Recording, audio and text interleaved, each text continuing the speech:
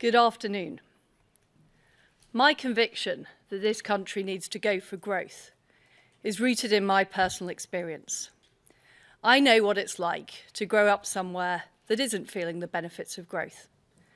I saw what that meant, and I'm not prepared to accept that for our country. I want a country where people can get good jobs, new businesses can set up, and families can afford an even better life. That's why, from day one, I've been ambitious for growth. Since the 2008 financial crisis, the potential of this great country has been held back by persistently weak growth. I want to deliver a low-tax, high-wage, high-growth economy. It's what I was elected by my party to do. That mission remains. People across this country rightly want stability. That's why we acted to support businesses and households with their energy costs this winter.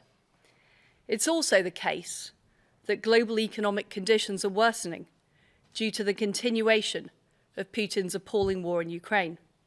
And on top of this, debt was amassed helping people through the COVID pandemic. But it is clear that parts of our mini-budget went further and faster than markets were expecting. So the way we are delivering our mission right now has to change. We need to act now to reassure the markets of our fiscal discipline. I have therefore decided to keep the increase in corporation tax that was planned by the previous government. This will raise £18 billion per year. It will act as a down payment on our full medium-term fiscal plan, which will be accompanied by a forecast from the independent OBR. We will do whatever is necessary to ensure debt is falling as a share of the economy in the medium term. We will control the size of the state to ensure that taxpayers' money is always well spent. Our public sector will become more efficient to deliver world-class services for the British people. And spending will grow less rapidly than previously planned. I met the former Chancellor earlier today. I was incredibly sorry to lose him. He is a great friend, and he shares my vision to set this country on the path to growth. Today, I have asked Jeremy Hunt to become the new Chancellor. He's one of the most experienced and widely respected government ministers and parliamentarians, and he shares my convictions and ambitions for our country. He will deliver the medium-term fiscal plan at the end of this month. He will see through the support we are providing to help families and businesses, including our energy price guarantee that's protecting people from higher energy bills this winter. And he will drive our mission to go for growth, including taking forward the supply-side reforms that our country needs. We owe it to the next generation to improve our economic performance, to deliver higher wages, new jobs, and better public services, and to ease the burden of debt. I have acted decisively today because my priority is ensuring our country's economic stability. As Prime Minister, I will always act in the national interest. This is always my first consideration. I want to be honest, this is difficult, but we will get through this storm, and we will deliver the strong and sustained growth that can transform the prosperity of our country for generations to come.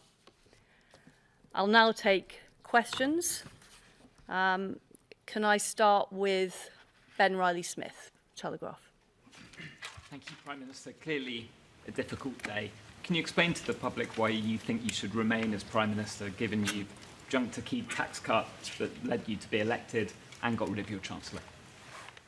I'm absolutely determined to see through what I have promised, to deliver a higher growth, more prosperous United Kingdom, to see us through the storm we face. We've already delivered the energy price guarantee, making sure people aren't facing huge bills this winter. But it was right, in the face of the issues that we had, that I acted decisively to ensure that we have economic stability, because that is vitally important to people and businesses right across our country.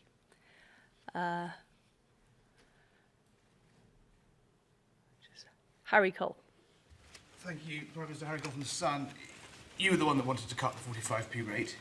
You stood on a platform to win the leadership of the Conservative Party on a platform to cut corporation tax. You and the Chancellor, the ex-Chancellor, designed this budget together, in lockstep, we're told, at times in secret, the two of you. He has to go because of the fallout from it. How come you get to stay? Well, my priority is making sure we deliver the economic stability that our country needs. That's why I had to take the difficult decisions I've taken today. The mission remains the same. We do need to raise our country's economic growth levels. We do need to deliver for people across the country. We're committed to delivering on the energy price guarantee, which people are already seeing in their bills. But ultimately, we also need to make sure that we have economic stability, and I have to act in the national interest as Prime Minister.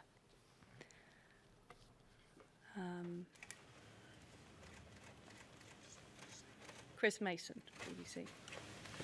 Excuse the bluntness, Prime Minister, but given everything that has happened, what credibility do you have to continue governing? What I've done today is made sure that we have economic stability in this country. Jeremy Hunt, as Chancellor, is somebody who shares my desire for a high-growth, low-tax economy. But we recognise, because of current market issues, we have to deliver the mission in a different way. And that's what we are absolutely committed to do, achieving that stability at what is a very difficult time globally. Robert Peston. Prime Minister, the former Tory Chancellor, Philip Hammond, has just said that you have totally trashed the Tory party's election-winning reputation for economic competence. Will you apologise to your party? Well, I am determined to deliver on what I set out when I campaigned to be party leader. We need to have a high-growth economy, but we have to recognise that we are facing very difficult issues as a country. And it was right, in the national interest, that I made the decisions I've made today to restore that economic stability so we can deliver, first of all, helping people through this winter and next winter with their energy bills, but also making sure that our country is on the long-term footing for sustainable economic growth. Thank you very much, everybody. Prime Minister, Aren't you going to say sorry? Prime Minister.